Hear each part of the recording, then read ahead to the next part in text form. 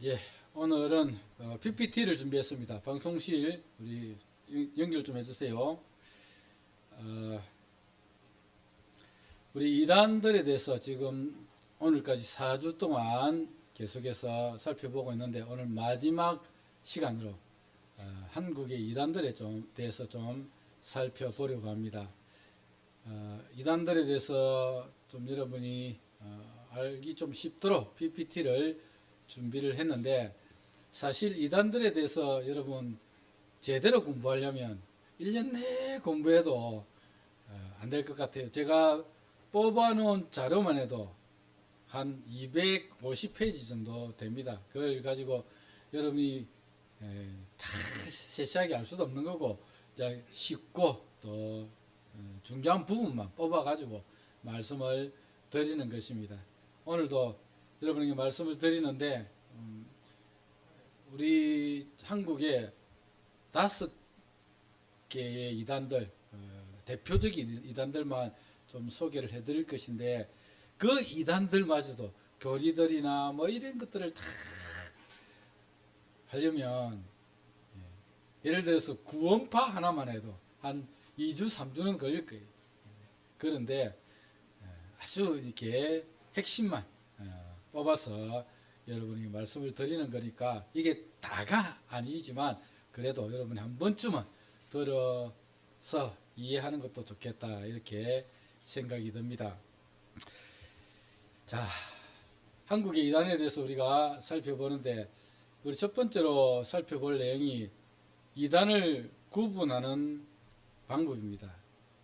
이게 무슨 말이냐면, 이단들은 이런 것들을 인정하지 않는 단체가 이단들입니다. 첫 번째가 뭐냐면, 성경의 절대적인 권위를 인정하지 않는다는 것입니다. 조금 이따가 우리 살펴볼 것인데, 성경이 오직 이 하나님이 주신 이 성경만이 유일한 하나님의 말씀이다, 이것을 인정하지 않는다는 것입니다. 두 번째는 삼위일체 하나님을 인정하지 않는 것입니다. 세 번째는 행위가 아니라 오직 은혜로 구원 얻는다는 것, 오직 은혜로 구원 얻는다는 것을 믿어야 되는데, 믿음으로 구원을 얻는다는 것을 인정해야 되는데, 그게 아니라 행위로 구원을 얻는다든지 다른 것으로 구원을 얻는다라고 하는 것은 이단입니다. 마지막 네 번째로 시한부 종말론자들이 이단입니다. 자, 우리 하나씩 좀 살펴보도록 하겠습니다. 첫 번째는 성경의 절대적인 권위를 인정하지 않는 것입니다. 우리 보통 정통교회는 성경만이 유일한 하나님의 말씀이며, 하나님은 성령을 통해 성경 저자들과 함께 하셔서 오류 없이 성경을 기록하게 하셨다는 영감서를 믿습니다. 그런데 이단들은 이런 성경의 절대 권위를 믿지 않거나 성경 외에 다른 경전을 두어 성경의 권위와 동등한 권위를 가지게 합니다. 예를 들면 몰몬교는 성경 외에 세 권의 경전인 몰몬경, 교리서, 그리고 갑진진주라고 불리는 성약을 가지고 있습니다. 그래서 성경도 있지만 몰몬경 혹시 보셨습니까? 몰몬경? 저는 몰몬경을 하나 받았습니다. 친구가 몰몬교회 다니는 친구가 있어가지고 제가 고등학교 다닐 때 받았습니다. 받았는데 몰몬경이라고 하는 게 있습니다. 그 성경도 있지만 몰몬경도 있어요. 그리고 교리서도 있고요. 또 갑진진주라고 하는 그런 성약도 가지고 있습니다. 성경과 동등한 다른 교리서들을 가지고 있다는 말입니다. 여호와의 증인도 성경을 번역하여 자신들의 편리대로 신세계 성경 번역이라고 하여 자체 발행해서 그것을 사용을 하고 있습니다. 통일교도 성경을 구약, 신약, 성약으로 구분하는데, 이 성약서가 문순명이 만든 통일교의 원리 강론입니다. 이 통일교는 원리 강론이 굉장히 중요한 것입니다. 성경 위에 원리 강론이 있다고 볼 정도로 그만큼 중요하게 여기고 있습니다. 그래서 이단들은 성경 위에 자기들의 어떤 가지고 있는 성경의 권위와 같은 그런 교리서 혹은 그런 성경과 같은 것들을 가지고 있기 때문에 우리는 그들을 이단이다, 그렇게 말을 하고 있는 것입니다. 두 번째는 삼위일체 하나님을 인정하지 않습니다. 여러분 우리가 살펴보았듯이 교부 시대부터 중세 시대를 지나오면서 삼위일체 하나님에 대한 논의가 계속되었습니다. 특히 성자 예수님, 그분이 인간인가 하나님인가 이 문제 때문에 얼마나 많은 토론을 했고, 그래서 결국은 삼위일체 하나님에 대해서 교회가 확증을 했습니다. 삼위일체가 무슨 뜻인지는 알고 계시죠? 무슨 뜻입니까? 성령. 예. 그래서 성경에서는 하나님이 세 분이라고 말하지 않습니다. 세 분이라고 말하지 않습니다. 다 다른 하나님을 섬기지 않습니다. 성경은 오직 유일신 한 분 하나님밖에 계시지 않는다. 그런데 그분의 존재 방식은 성부, 성자, 성령으로 존재하신다. 성경에서 그렇게 말씀을 하고 있으니까 성부 하나님 계시고 성자 예수님이 계시고 성령님이 계십니다. 그런데 이 세 분은 각기 다른 신이 아닙니다. 한 분 유일하신 신이십니다. 이게 삼위일체 교리예요. 삼위일체 교리. 성경에서 그렇게 말하니까 우리는 믿는 것입니다. 우리 인간은 이해를 할 수가 없습니다. 그렇죠? 안 그렇습니까? 저하고 우리 집사람하고 이 집사람하고 세 사람이 있습니다. 그럼 각각 다르지 않습니까? 세 사람인데 각각 다릅니다. 인간은 육체를 가지고 있기 때문에 이 한 분이신 오묘하신 하나님의 존재를 이해하기 어렵습니다. 하나님은 영이십니다. 신이십니다. 그렇기 때문에 인간의 육체를 가지고 있는 인간과는 다르신 분입니다. 이 세 분이 성부, 성자, 성령이 계시지만 이 세 분은 각기 다른 신, 우리 세 신을 섬기는 것이 아니라 유일하신 한 분 하나님을 섬깁니다. 그래서 성부 하나님, 성자 하나님, 성령 하나님 다 하나님입니다. 한 분 하나님을 섬깁니다. 이게 삼위일체 교리고 이것에 대해서 교회는 확정을 했습니다. 그런데 이 삼위일체 교리를 인정하지 않는 단체는 이단이다 한 것이죠. 여호와의 정의는 삼위일체 하나님을 부정합니다. 그 이유는 성경에 삼위일체라는 말이 없으며 성경에 삼위일체라는 말 없습니다. 없습니다. 다만 우리가 그 말을 하는 이유는 뭐냐? 성경에서 하나님은 한 분밖에 안 계시다. 계속 강조하고 있는 것이 하나님은 한 분밖에 안 계시다. 그런데 성부 하나님도 계시고 성자 하나님도 계시고 성령 하나님도 계신다. 이게 각각 다른 신이 아니다. 한 분 하나님이시다. 이런 것을 성경이 말씀을 하고 있기 때문에 우리는 그대로 받아들이는 것입니다. 인간의 언어로 삼위일체라고 표현을 하는 것이지 삼위일체라는 말은 없습니다. 그래서 여호와 정의는 삼위일체라는 말이 성경에 없으며 성부 하나님만이 유일신이며 예수님은 여호와의 첫째가는 가장 위대한 피조물이라고 주장을 합니다. 몰몬교도 삼위일체 하나님을 부인합니다. 하나님을 인간과 같은 육체를 가진 피조물이며 사람도 종국에는 하나님이 될 수 있다고 믿습니다. 통일교는 삼위일체를 부인하며 예수님은 단순히 하나의 사람이고 성령은 하나님의 영적 부인이라고 가르칩니다. 이게 중요한데 나중에 조금 통일교를 살펴볼 것인데 하나님의 영적 부인이라고 가르치는데 이 영적 부인은 결국은 그 문성명의 부인 부인 한학자 그 사람이 영적 부인이 되는 것입니다. 신천지도 삼위일체를 부정하며 교주인 이만희 자신을 보혜사라고 주장하며 자신이 삼위일체 하나님 중에 성령이라고 주장을 합니다. 그래서 여러분 이 삼위일체 하나님을 부정하거나 자신이 뭐 보혜사 성령이다 혹은 예수님이다 하나님이다 이런 것은 다 이단입니다. 우리는 그저 예를 들어서 내가 재림 예수다 이렇게 하면 여러분 비웃지 않습니까? 아이고 무슨 소리 하고 있노 이럴 텐데 그런 사람들 믿는다니까요. 그건 여러분이 잘 배웠다는 겁니다. 잘 배웠기 때문에 내가 재림 예수다 이래도 여러분 콧방귀도 안 끼죠. 잘 배운 겁니다. 잘 배웠기 때문에 그런 거예요. 잘못 배운 사람은 내가 재림 예수다 하면 진짜 그렇게 믿는 사람이 있다니까요. 거기에 이제 교리서, 원리, 강론 이런 것들을 다 세뇌를 시켜놓는 겁니다. 여러분. 자, 세 번째로 오직 은혜로 구원을 얻는다는 것을 부인합니다. 정통교회는 구원은 인간의 행위나 노력으로 얻어지는 것이 아니라 전적인 하나님의 은혜로 주어지는 것이라고 믿습니다. 그런데 몰몬교는 모든 사람이 율법과 복음의 명령에 순종함으로 구원을 얻으며 침례의식이 죄를 사해주기 때문에 침례를 받지 않으면 구원을 얻을 수 없다고 가르칩니다. 여호와의 정의는 인간의 자원적 봉사활동을 통하여 영생을 얻고 성별된 무리인 14만 4천 명의 특수 구원 대상자들은 개인의 헌신과 충성스러운 공로로 구원된다고 주장합니다. 그래서 여호와의 정의는 굉장히 충성합니다. 여러분 생각 이상으로 충성합니다. 성별된 14만 4천 안에 들어가야 됩니다. 들어가야 주님이 다시 오실 때 그 주님과 만나서 영생을 얻는다고 그렇게 생각하기 때문에. 그리고 신천지 교회는 교주인 이만희를 믿어야 구원은 얻는다고 가르치며 이만희 자신을 참 목자로 믿고 신천지 교회에 와야 구원을 받는다고 주장합니다. 다른 교회는 구원이 없다고 이야기를 합니다. 그래서 주 타켓이 나중에 공부를 좀 하겠지만 교회입니다. 우리 같은 이 조그마한 교회 신천지가 들어옵니다.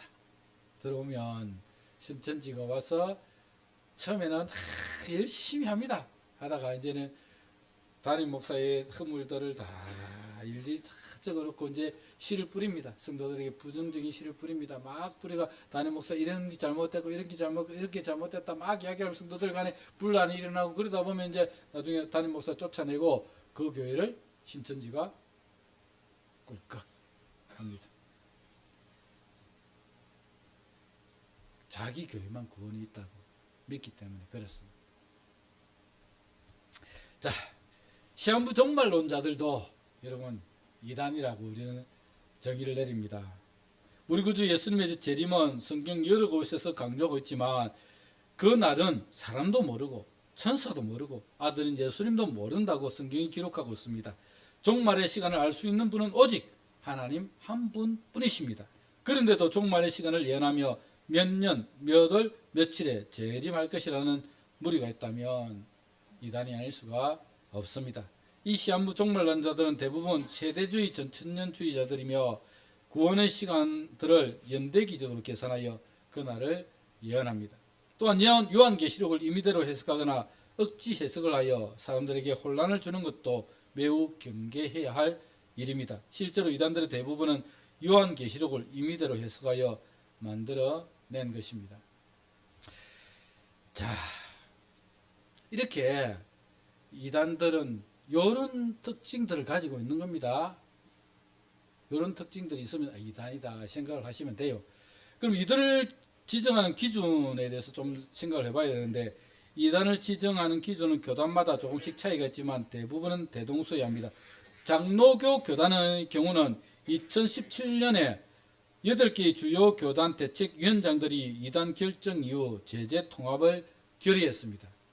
이단의 시비가 있을 때 예를 들어서 어떤 교회는 좀 이상하다, 이단적인 발언을 했다. 그러면 그것을 가지고 총회나 노회에 진정서나 문의서를 냅니다. 그러면 그것을 가지고 총회나 노회가 이단적인 그게 들어왔기 때문에 조사를 합니다. 그러면 그 조사를 할 때 제일 첫 번째가 경계라고 이야기합니다. 경계는 뭐냐면 이단성이 제기되기는 했지만 아직 조사, 연구가 시작적인 전이거나 증거가 불충분할 때 발동하는 것으로 발동이 되면 자원하여 관계를 유의해야 한다. 경계라는 거 하는 것은 예를 들어서 미남교회가 이단성이 있다라고 누군가가 좀 이렇게 진정서를 냈습니다. 그러면 노회나 총회에서 그 이단성이 있다고 하니까 조사를 해보자. 일단은 경계. 이렇게 노예 안에서 경계라고 그렇게 발동을 하면 미남교회는 일단 유의해서 봐야 한다는 것입니다. 이단성 시비가 있으니까. 그죠? 유의해서 봐야 합니다. 그래서 첫 번째 단계가 경계입니다. 두 번째는 예의주시입니다. 문제의 사람 혹은 단체가 지적에 대해 적극적으로 반응할 때 또 조사 및 연구가 더 요구될 때 발동하는 것으로 동참자는 총회의 결의가 있을 때까지 교류 및 관계를 절제해야 합니다. 그러니까 이 유의 단계는 조사를 이미 했습니다. 해보니까 그러한 그 발언도 했고 또 그런 신학적인 문제가 있다는 것입니다. 그래서 유의해라. 뭐 그렇게 하는 것이 예의주시입니다. 예의주시. 세 번째 단계는 참여, 교류 금지입니다. 문제의 주장, 사람, 단체에 대해서 일체의 참여 및 교류를 금지합니다. 한마디로 접촉을 금지하는 것이며 실제로 이단으로 정죄하는 단계입니다. 교류 금지, 참여 혹은 교류 금지. 그 교회는 이단이기 때문에 참여하지도 말고 교류하지도 말아라고 결정하는 것입니다. 그래서 이런 제가 조사를 하면서 보니까 각 교단별로 쭉 해놓고 거기에서 이단 시비가 있는 교회들 쭉 했는데 너무 많아서 제가 세다가 그만두었습니다. 엄청나게 많습니다. 엄청나게 많고 교단마다 이렇게 경계도 있고 예의주시도 있고 또 참여 금지도 있고 그런 것들이 다 있어요. 다 있는데 참 많습니다. 교단별로 자기에 속한 교단에서 일어나는 이단에 관한 문제를 두고 총회에서 결정하여서 각 노예에 알리면 거기에 대해서 우리는 뭐 교류 참여 금지하면 거기는 이단으로 생각을 하고 교류하거나 참여를 금지해야 하는 것입니다. 자, 한국의 대표 이단들을 좀 살펴보려고 합니다. 한국의 이단들은 정말 많이 있습니다. 그 중에 대표적인 5개 이단들만 살펴보려고 합니다. 첫 번째 살펴볼 이단은 구원파입니다.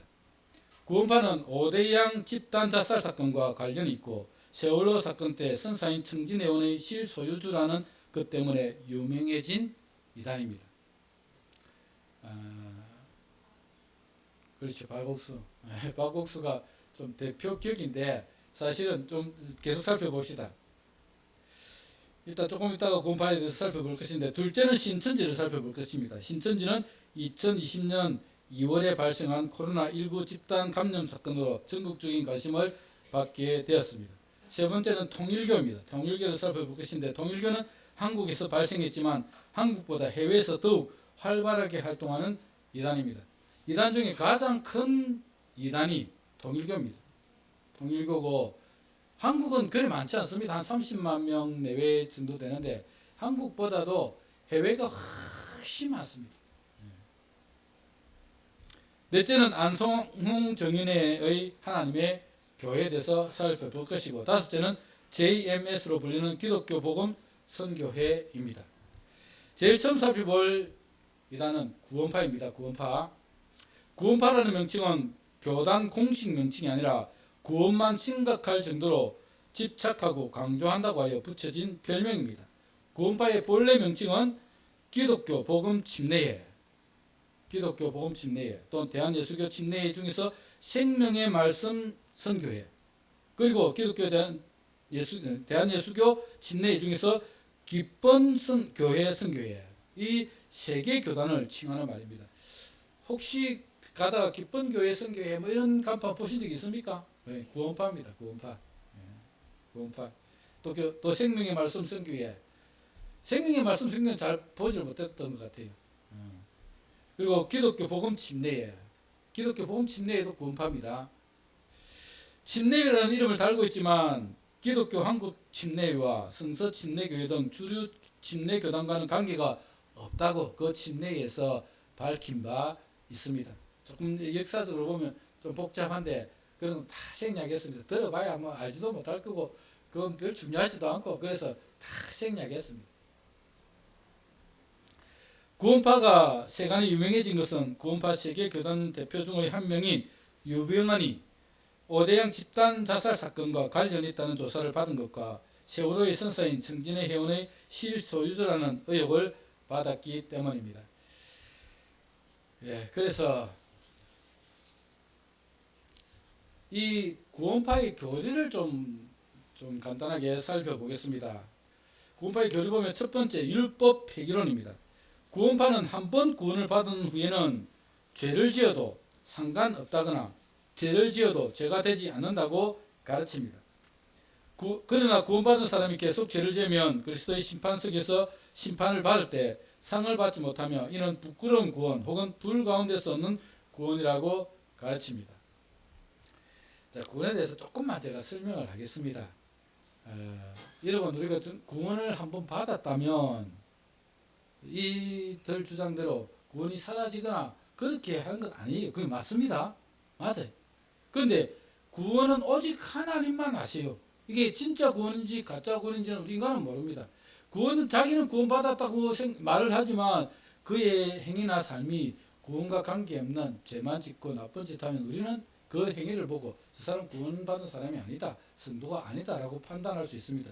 그런데 구원은 오직 하나님만, 하나님의 하나님 편에서만 주어지는 것이기 때문에 우리 인간은 말할 수가 없습니다.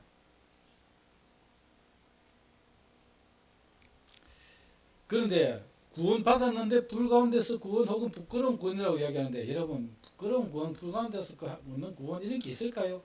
천국에 가면 이 세상의 것은 여러분 생각할 수도 없습니다. 그 천국의 아름다운 황홀한, 여러분, 예수 그리스도의 죄로 말미암아 우리 예수 그리스도 피로 말미암아 우리 죄 다 씻음을 받았는데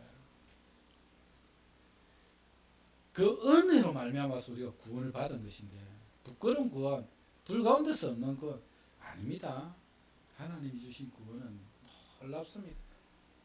상급에 대해서는 제가 여기서 말씀을 드릴 수가 없습니다. 하나님 편에서 하나님이 하시는 일이니까 상급의 차이가 있는지는 모르겠습니다.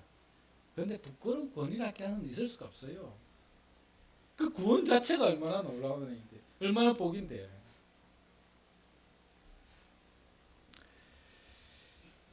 그래서 율법 폐기론을 주장하고 있고, 둘째는 회개를 계속하는 것은 구원받지 못한 증거라고 주장합니다. 구원파는 구원에 이르는 회개를 했으면 이미 구원을 받았기 때문에 더 이상 회개할 필요가 없고, 회개한다는 것은 이미 아직 구원을 받지 못한 것이라고 주장합니다. 그렇습니까? 우리가 구원을 받았다고 해서 뭐 또 죄를 지으면 우리 회개 안 해도 됩니까? 해야 됩니다. 그렇죠? 해야 됩니다. 예수 그리스도의 피로 단번에 죄 씻음을 받았지만 우리가 매일 짓는 자범죄는 하나님 앞에 철저하게 회개를 해야 됩니다.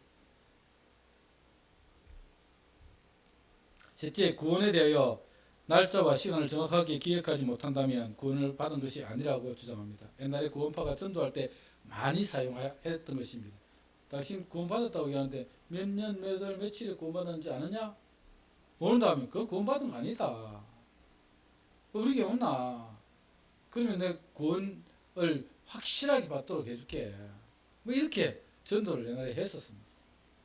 근데 구원은 몇 년, 몇 월, 며칠에 받았다고 인식할 수도 있고 아닐 수도 있습니다. 거기에 대해서 몇 년, 몇 월, 며칠에 구원 받았다, 꼭 그걸 알아야만 구원이 주어졌다, 그렇게 말하는 것은 잘못이라는 것입니다. 넷째, 정통교회의 제도와 예배 형식, 주일 성수, 새벽기도, 축도 등을 무시하거나 부정하고 있다. 정통교회 예배는 그 예배가 아니다라고 이야기를 합니다. 다섯 번째, 유병헌 전 회장의 사업이 하나님의 일이며 회사에서 열심히 일하는 것이 구원이고 예배라고 가르치고 있습니다. 구원파는 이렇게 어떤 자기의 목적을 위해서 그런 것들을 만들어냈습니다. 그래서 우리는 이단으로 규정하고 있습니다. 두 번째, 신천지에 대해서 살펴보겠습니다.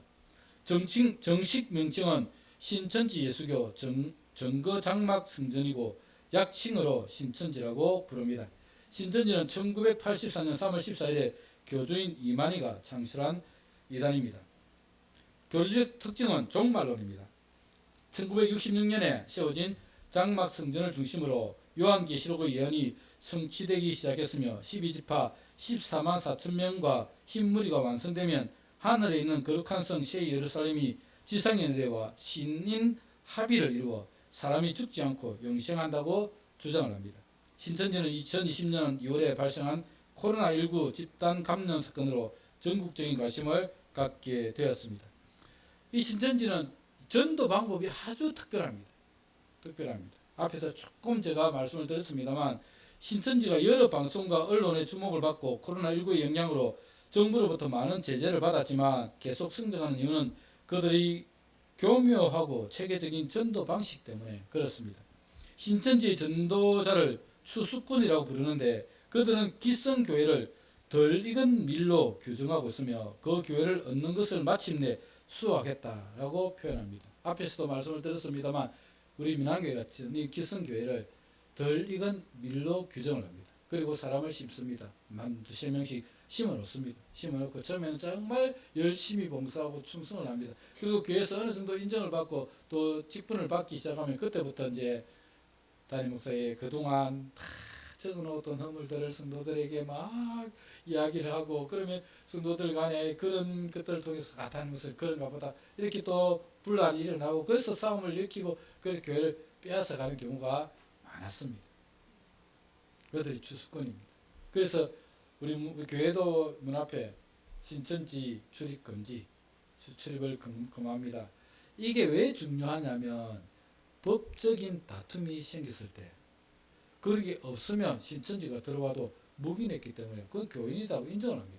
그런데 신천지 출입을 금합니다 라고 했을 법적으로 그들이 오는 것을 금했기 때문에 법적 다툼이 일어났을 경우에는 그들이 살짝 몰래 들어온 사람들이다. 우리 교인이 아니다 라고 선을 그을 수 있다는 것입니다. 그래서 그것을 다 교회마다 이제 붙여 놓았습니다.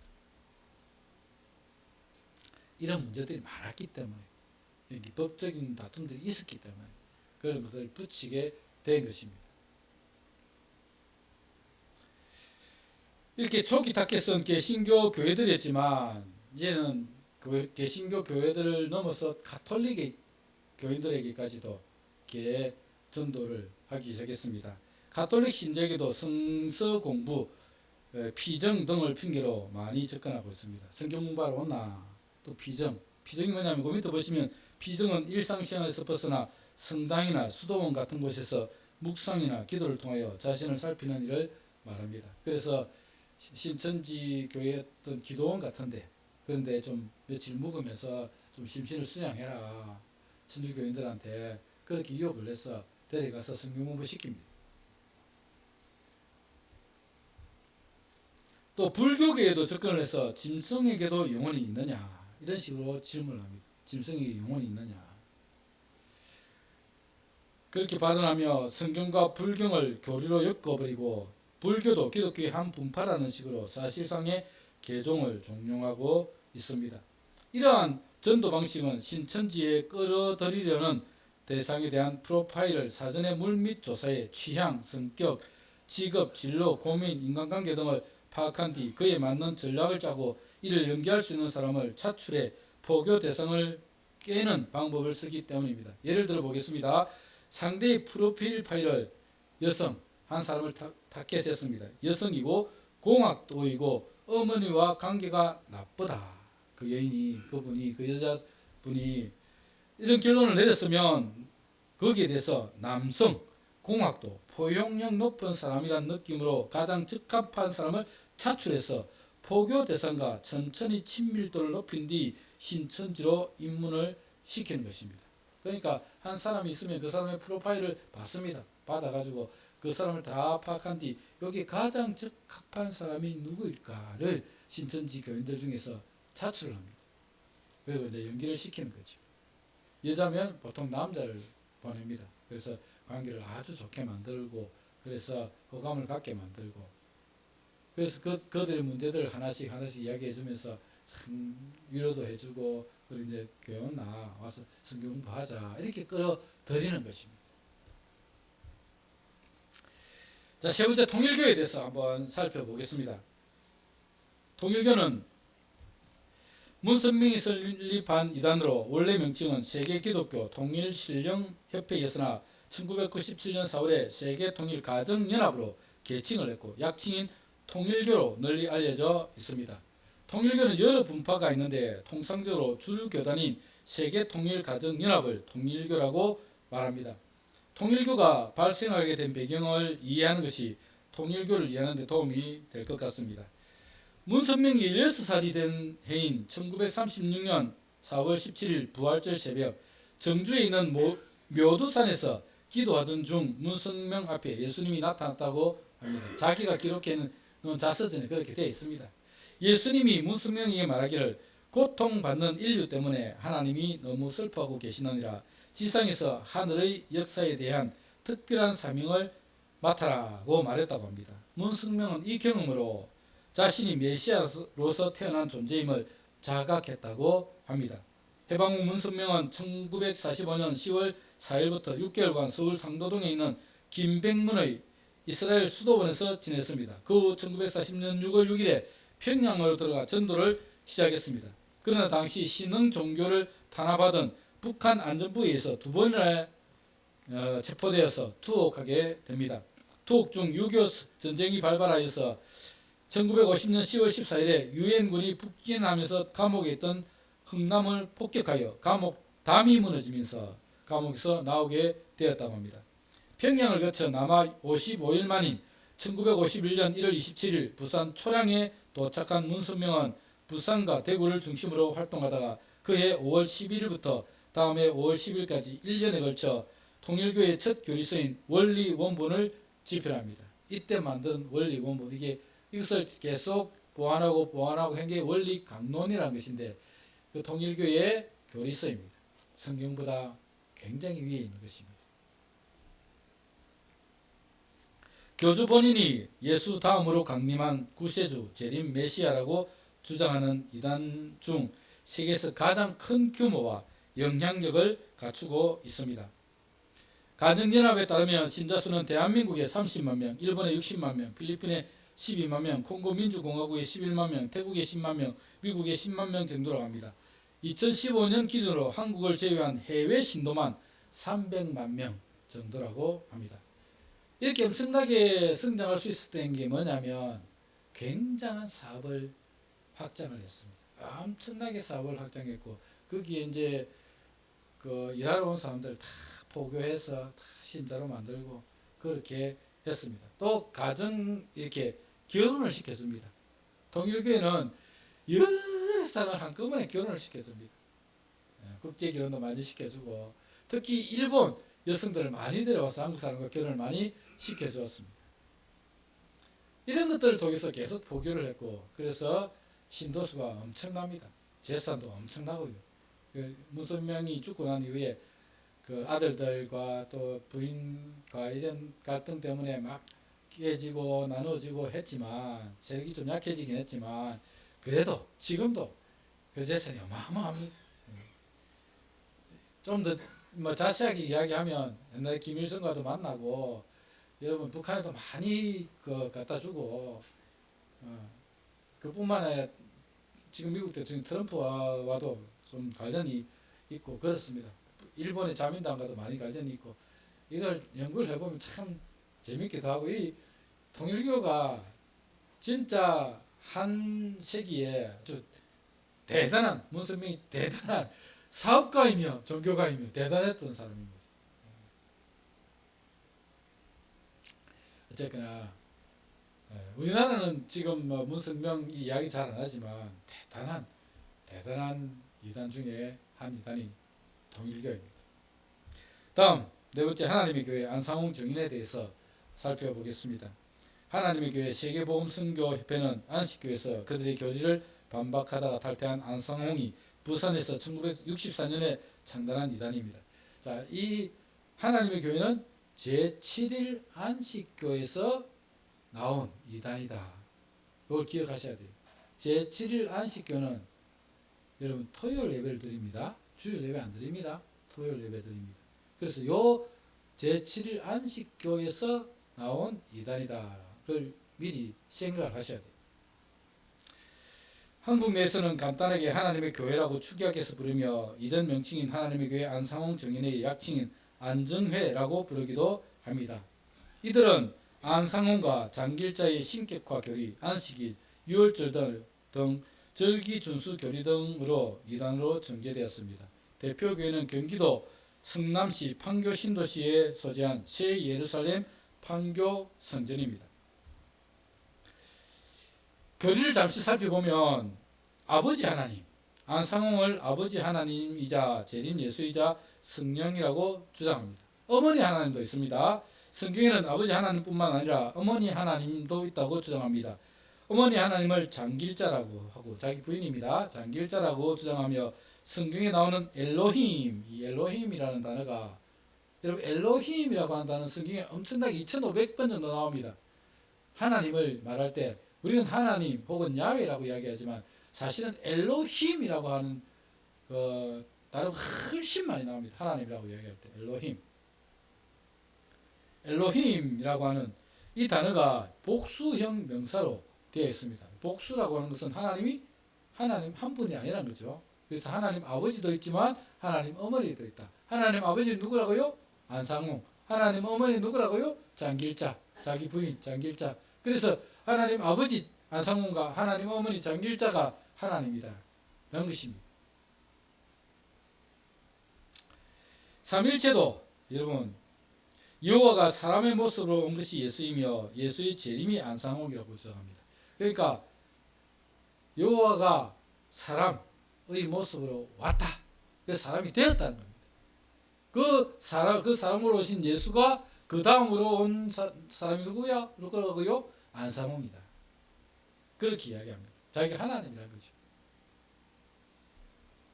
안식일 예배. 성경에는 안식일 예배만 있기에 이를 지켜야 하며 일요일 예배는 1세기 말경 로마를 중심으로 한 서방 교회에서 시작했다가 321년 로마의 황제 콘스탄틴이 법령을 제정하여 일요일 예배를 행하게 되었다고 주장합니다. 구약에는 안식일 예배가 맞습니다. 예, 구약에는 안식일 예배가 맞아요.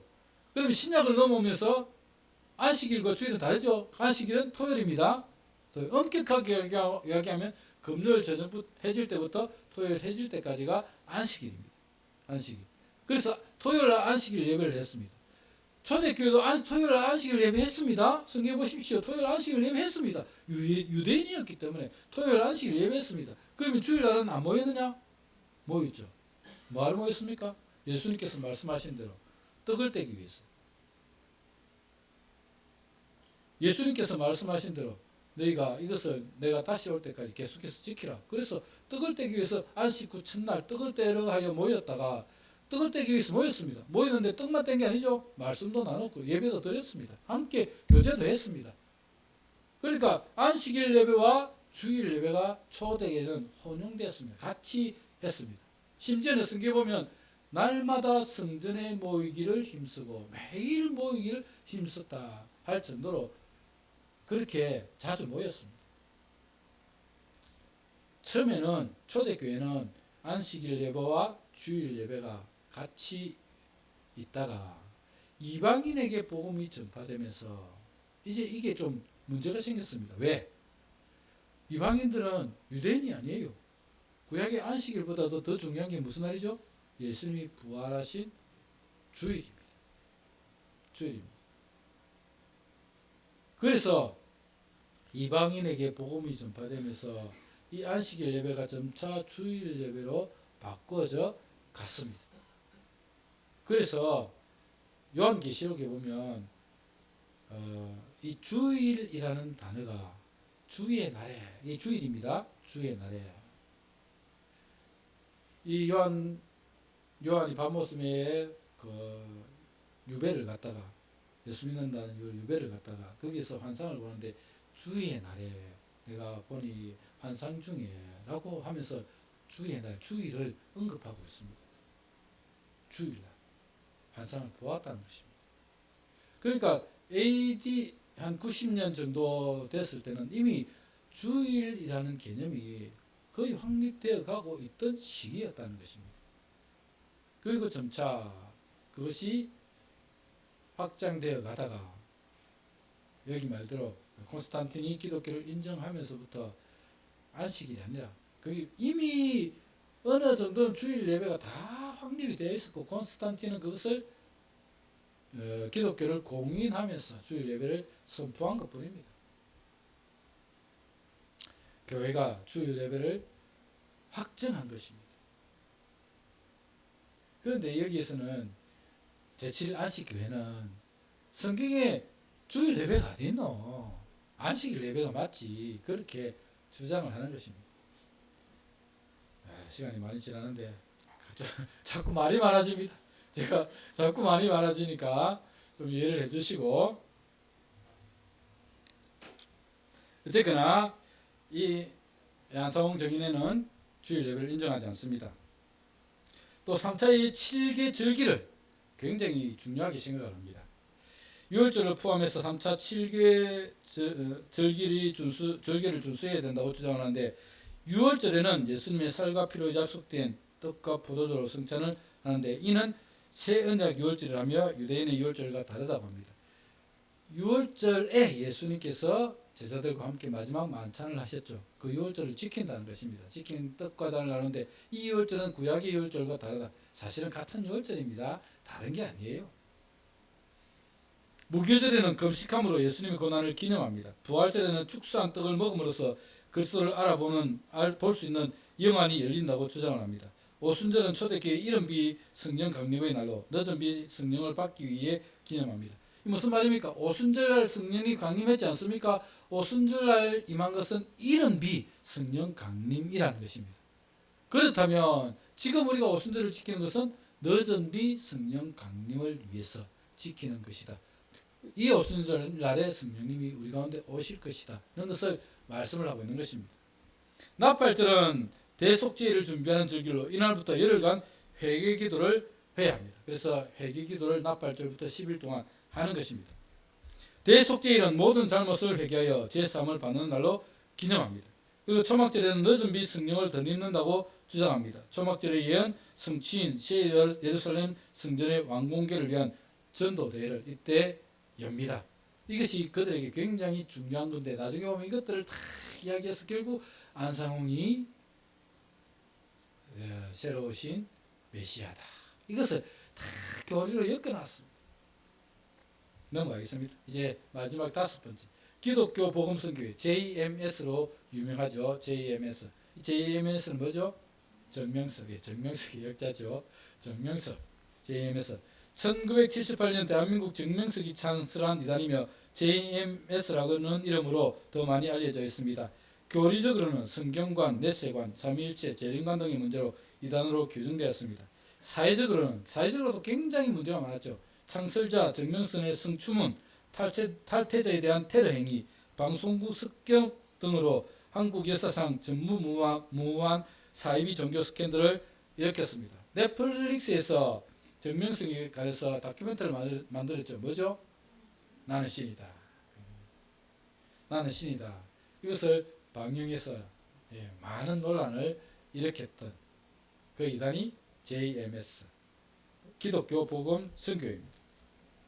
JMS 교리로 정명석이 제작한 120개의 도표를 토대로 교리를 만드는데, JMS가 이렇게 처음에는 그 초안을 만들었습니다. 이것을 구체화시킨 게 안구현, 김형만 등이 정리한 30개론이라는 교리를 만들어 사용하는데, 입문 5과목, 초급 7과목, 중급 8과목, 고급 10과목으로 나눕니다. 입문 초급 과정에서 다루는 내용은 주로 성경의 완전성과 현대서의 필요성을 역설하며, 동시에 소위 과학적 시대에서 성경의 비과학적, 비상식적 내용을 어떤 식으로 수용할 수 있는지에 대해서 설명합니다. 주요 개론으로 태양아 멈추어라, 삼분설, 비유론, 홍수심판 등이 있습니다. 고급 10과목은 재림론, 역사론 등인데, 교리의 대전제는 정명석이 바로 현대의 구세주다 라는 것을 교리로 그렇게 다 교묘하게 만들어 놓았습니다. JMS 가장 중요하게 여기는 요소는 사랑입니다.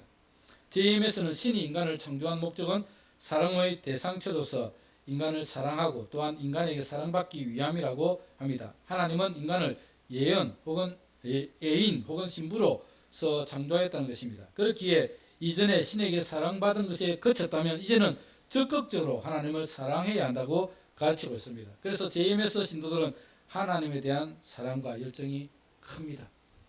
자, 전에는 하나님이 우리를 애인으로서 신부로서 사랑했습니다. 그러면 이제는 우리가 해야 될 일이 뭐라고요? 하나님을 그만큼 사랑해야 된다라고 가르치고 있습니다. JMS가 그렇게 가르치고 있다는 겁니다. 그래서 JMS의 신도들은 정말 하나님에 대한 사랑이 큽니다. 아무리 사소한 일이라고도 계속 하나님 감사합니다 라는 말을 하거나 혼자 말을 하기도 한다고 합니다. 이제 정리하겠습니다. 시간이 많이 지났는데 오랫동안 듣는다고 고생하셨습니다.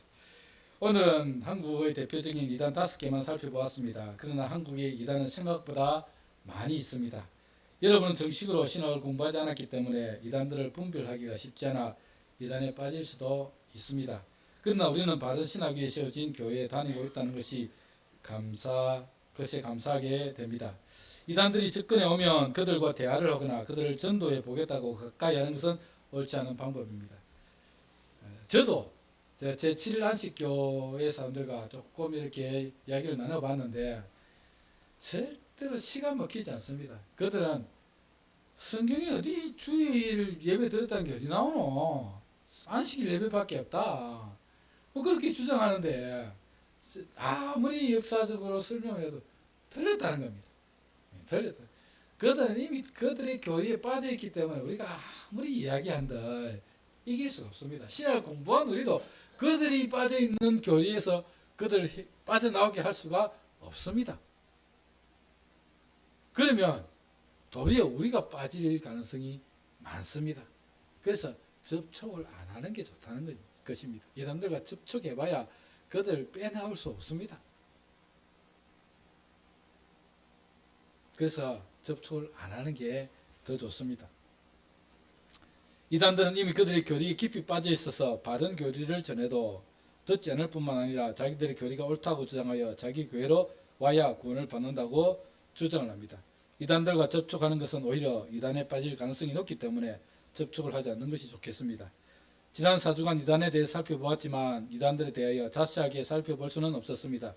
간단하게 요약해서 설명을 했고 이단들 중에 대표적인 몇 개의 이단만 살펴보았습니다. 이단들이 주님의 몸된 교회를 어지럽히지 못하도록 우리도 교리를 잘 배워서 그들의 꿰매 넘어가지 않도록 해야 할 것입니다. 제가 설교를 통해서 자주 교리에 대해서 설교를 하고 있는데 그래도 여러분이 그냥 들은 것 같지만 어느 정도는 여러분이 알고 있다고 저는 생각됩니다. 조금 전에도 말씀을 드렸습니다만 내가 재림주 예수다 하면 여러분이 코웃음을 웃지 않습니까? 잘 들었다는 것입니다. 잘 배웠다는 것입니다. 또한 바른 신학과 교리 위에서 신앙생활을 하는 것에 감사하며 주님이 세우신 우리 민안교를 더욱 사랑하며 성도들과 아름다운 교제를 나누어야 할 것입니다. 여러분 우리 교회는 정말 장로교회 가장 정통적이고 바른 신학 위에 세워진 교회입니다. 참 감사한 일입니다. 이렇게 만일에 제가 어릴 때부터 이단에 빠져서 배웠다면 저도 이단에 빠졌겠죠.